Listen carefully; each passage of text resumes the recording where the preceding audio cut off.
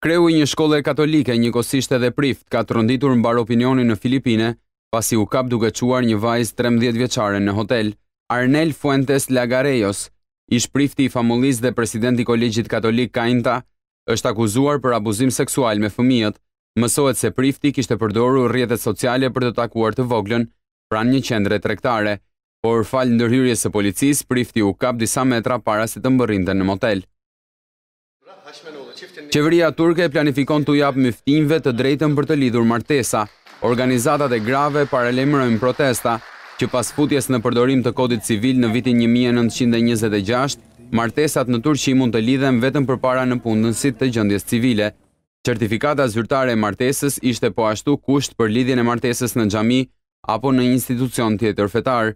Sipas legjislacionit të ri, autoritetet lokale fetare, pra myftinjt, do të kenë të drejtë të lidhin martesa që janë ligjërisht të vlefshme, si ato të lidhura në zyrat e gjendjes civile.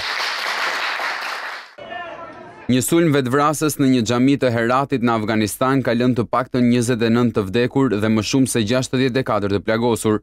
Autoritetet thanë se mbrëmje kamikaz kishte aktivizuar eksplozivi në trupin e tij para xhamisë Yahaudia.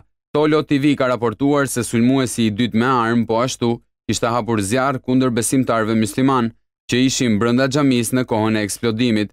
Askush nuk e ka marrë përgjegjësinë për këtë sulm.